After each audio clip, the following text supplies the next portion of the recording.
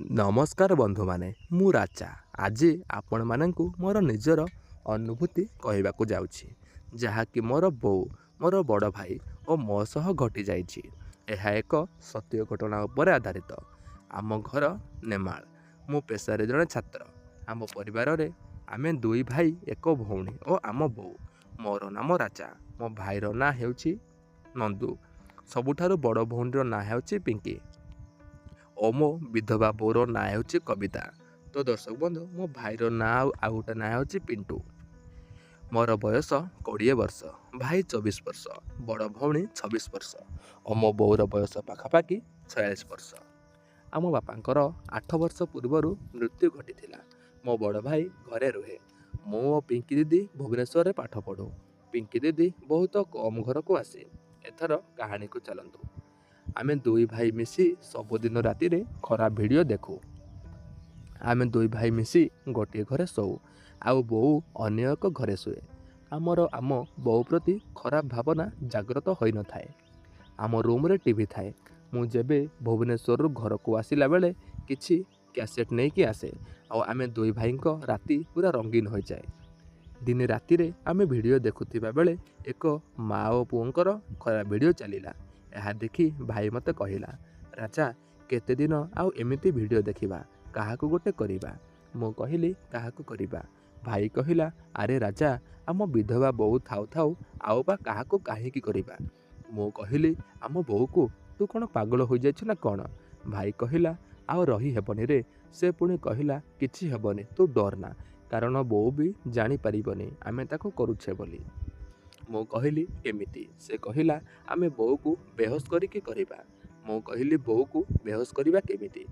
भाई कहिला, से कथा तू चिंता करना, मो पाखरे गोटे योजना अछि। बोऊ सबुदिन राति रे सोइबा पूर्वरु निजे क्षीर पिए और आम दुई भाई को मध्य पीबाकू दिए। तो भाई कहिला, आमे बोऊ पिउथिबा क्षीर रे निद बटिका मिसई दबा और बोऊ को मन इच्छा उपभोग करिबा। भाई कहिला, केमिति लागिला मो योजना। मु कहिली, मते भारी डर लागुछि। भाई कहिला, डरिबार किछि नाही, तू खाली मोर साथ दे, काली आम योजना आमे सफल करिबा। मु कहिली, हौ। आज राति केमिति कटिबो। भाई कहिला, चाल तू आउ मु मस्ती करिबा, केमिति हबा। मु कहिली, मजा आसीबनी, किंतु एहा छड़ा आउ अन्य किछि उपाय भी नाही। वीडियो देखु देखु भाई मोर कपड़ा को खोली देला। तापरे मु मध्य तार खोलिली। आउ मोर देखि भाई पूरा शब्द होई गला आउ कहिला, तोर एते बड़ केमिति हैला। मु कहिली, मोर तो आरंभरू एतिकी, किंतु गोटिए कथा मु भाई को भी जणैनी जे मु तेल लगे लगे एमिति करिछि बोली। भाई मोर टिके साउळे की पाटी रे पुरई खाइबाको लागिला। उफ, मते की मजा। मु भी भाईर एपटे खाउथिले। शेषरे भाई मो पाटी रे ओ मु ता पाटी रे झड़ी गली। परे आमे दोहे सोई पड़िलु। आउ परदिन सकाळु बोऊ आसे कबाट खोलिला तो आमे दुहे उठिलु। से दिन सकाळु सकाळु बोऊ को देखी भारी खुशी लागिला। परे भाई कहिला, आज राति रे आमे बोऊ सहित मजा करिबा। मु कहिली, हो। भाई कहिला, बजाररू आसिला बेले गोटे बटिका नहीं आसिबु। मु हाँ कहिके चली आसिली। आउ फेरिला बेलकु मु गोटिए बटिका ओ 12टा बेलून नहीं कि आसिली। परे गाधोई सारी खाइबा बेले आमे परस्पर को अनै हसुथाउ। मो बोऊ को देखि भाबुथाए, आजी तमे निर्धूम करा खाइबा परे भाई आउ मु पुणी थरे आम रूम को जाई वीडियो देखि राति पाई आमर आमे प्रस्तुत कलु। एबे आसीगला सेही राति जहाकू आमे दुई भाई अपेक्षा करिथिलु। राति रे रोटी आउ भजा समस्त एकाठी खाइबा परे बोऊ आम पाई क्षीर ग्लास धरी आम रूम को आसिला। भाई मते ठारी कहिला, निद बटिका दे बोली। मु ताको निद बटिका देबा परे से बोऊ को कहिला, रह टिके मु मुतिकी आसे क्षीर पीबी। से गला। मु आउ बोऊ बसी आमे कथा हेलु। प्राय 10 मिनिट परे से आसिला और आमे दुहे क्षीर पीबा परे बोऊ आम रूम रू पळैला।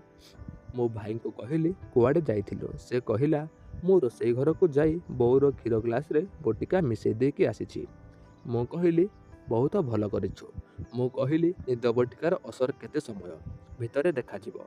भाई कहिला, मु तो जानिनी, तथापि पाखापाखि 30 मिनिट लागि जिवो। मु कहिली, हौ। तापरे आमे दुहे बसी वीडियो देखिलु। गरम हेबारे लागिलु। आउ पाखापाखि 15 मिनिट परे मो भाई को कहिली, चाल जिबा, मु आउ संभाली पारुनी। ଭାଇ କହିଲା ହଉ ଚାଲ। କ'ଣ ତୋର ପୁରା ଠିଆ ହେଲାଣି ନା କ'ଣ? ମୁଁ କହିଲି ହଁ। ତାପରେ ଆମେ ଦୁଇ ଭାଇ ବୋଉର ରୁମ୍କୁ ଗଲୁ। ବୋଉ ଖଟ ଉପରେ ଶୋଇଥିଲା। ରୁମ୍ର ଲାଇଟ୍ ବନ୍ଦ ଥାଏ। ବୋଉ ଶୋଇପଡ଼ିଛି କି ନାହିଁ ସିଓର ହେବା ପାଇଁ ଆମେ ବୋଉ ପାଖକୁ ଯାଇ ତା'ର ଗୋଡ଼ ମୋଡ଼ିବାର ବାହାନା କଲୁ। କିଛି ସମୟ ପରେ ବୋଉ କିଛି ନ କହିବାରୁ ଭାଇ ବୋଉର କପଡ଼ା ଭିତରୁ ତା'ର ସେଇ ଗୋଲ ଗୋଲ ଦୁଇଟାକୁ ଦଳି ପକାଇଲା।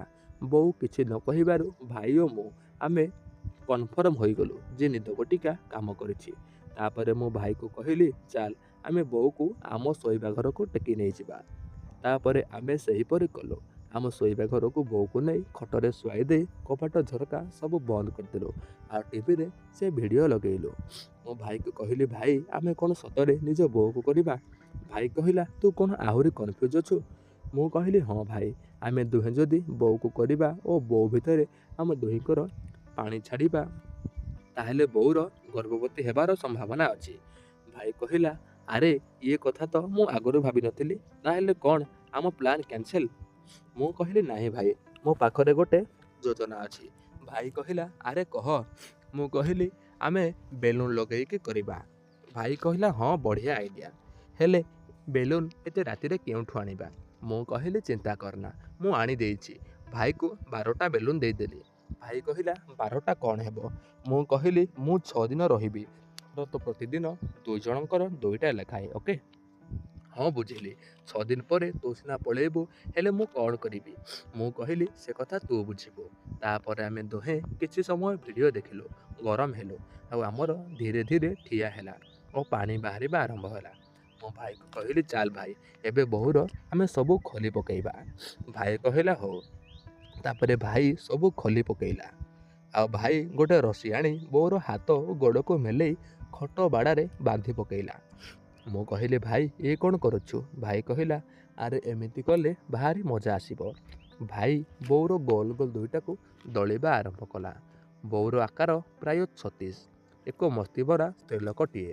ଏବେ ଭାଇ ବୋଉର ଗୋଲ ଗୋଲ ଦୁଇଟାକୁ ଖାଇବା ସଙ୍ଗେ ସଙ୍ଗେ ହାତରେ ଦାନ୍ତ ଲଗେଇଲା। ମୁଁ ବସି ସବୁ ଖେଳ ଦେଖୁଥାଏ। ପରେ ମୁଁ ଭାଇକୁ କହିଲି ତୁ କରିସାରିବା ପରେ ମୁଁ କରିବି। ଭାଇ କହିଲା ହଉ। ମୁଁ ବସି ଭାଇ ଓ ବୋଉର ରାସଲୀଳା ଦେଖି ଗରମ ହେବାକୁ ଲାଗିଲି। ଭାଇ ବୋଉର ଗୋଲ ଗୋଲ ଦୁଇଟାକୁ ଖାଇବା ପରେ ଦେହସାରା ଚାଟିବାକୁ ଲାଗିଲା। ଏବେ ଭାଇ ବୋଉର ସେ ଜିନିଷ ପାଖରେ ପହଞ୍ଚିଲା। ବୋଉର ଭିତରେ ଜିଭ ପୂରେଇ ସଲସଲ କରିବା ଓ ଚାଟିବାକୁ ଲାଗିଲା। ବୋଉ ଭିତରେ କିଟିକିଟିଆ କଳା ବାଳ। ପ୍ରାୟ 20 ମିନିଟ୍ ଜୋର ଜୋରରେ ଜିଭ ପୂରେଇ ସଲସଲ କରିବା ପରେ ଏକ ଧଳା ରଙ୍ଗର ପାଣି ବୋଉ ଭିତରୁ ବାହାରି ଆସିଲା। ସେଇଟା ବୋଉର ଦହି ଥିଲା। ଭାଇ ଜାଣିଗଲା ଯେ ଏବେ ଠିକ୍ ସମୟ ଭିତରେ ପୂରାଇବାର। କିନ୍ତୁ ତା'ର ବୋଧେ ମନେ ପଡ଼ିଗଲା ବୋଉର ମୁହଁରେ ପୂରାଇବା ପାଇଁ। ସେ 10 ମିନିଟ୍ ମୁହଁରେ କରିବା ପରେ ତା'ର ମଧ୍ୟ ବାହାରିଗଲା। ସେତେବେଳକୁ ମୁଁ ପୁରା ଅସମ୍ଭାଳ ହୋଇଯାଉଥାଏ। ଭାଇ ଅଧୀର ହୋଇ ବୋଉ ଭିତରେ କରିବା ପାଇଁ ପୂରାଇବାକୁ ଯିବା ସମୟରେ ମୁଁ କହିଲି କ'ଣ ମାରିବୁ ନା କ'ଣ? ବେଲୁନ୍ ଲେ। ବେଲୁନ୍ କିଏ ଲଗେଇବ? ଭାଇ କହିଲା ସରି ମୁଁ ଭୁଲି ଯାଇଥିଲି। ତାପରେ ଭାଇ ଗୋଟେ ବେଲୁନ୍ ଆଣି ତା'ର ଲଗେଇ ବୋଉ ଭିତରେ ତା'ର ମାଡ଼ିକି ଜୋରରେ କରିଚାଲିଲା। କିଛି ସମୟ ପରେ ମୁଁ ଭାଇକୁ ପଚାରିଲି ଆଉ କେତେ ସମୟ ଲାଗିବ? ଭାଇ କହିଲା ଅଧିକ ସମୟ କରିବି ବୋଲି କିଛି ସମୟ ବୋଉ ଭିତରେ ଓ କିଛି ସମୟ ବୋଉର ପଛ ଭାଗରେ କରୁଛି। ମୁଁ କହିଲି ଶୀଘ୍ର ସାର୍, ମୁଁ ବି କରିବି ନା। ଭାଇ କହିଲା ବାସ୍ ଆଉ 10 ମିନିଟ୍। ଭାଇ ଆହୁରି ଜୋରରେ କରିଲା। କିଛି ସମୟ ପରେ ସେ ଝଡ଼ିଗଲା। ତା'ର ସେଇଟା ବୋଉ ଭିତରୁ ବାହାର କରି ଆଣିଲା।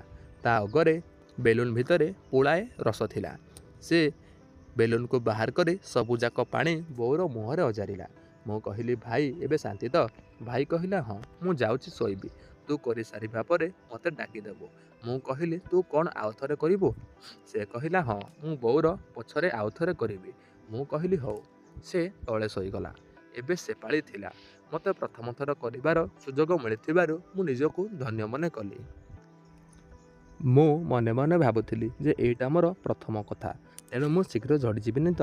ସାଙ୍ଗମାନେ କୁହନ୍ତି ଯେ ପ୍ରଥମ ଥର ଦେଖିଲେ ବାହାରିଯାଏ ବୋଲି, କିନ୍ତୁ ମୁଁ ମନେ ମନେ ଭାବୁଥିଲି ଯେ ଧୀରେ ଧୀରେ ବହୁତ ସମୟ ପର୍ଯ୍ୟନ୍ତ ବୋଉକୁ କରିବି।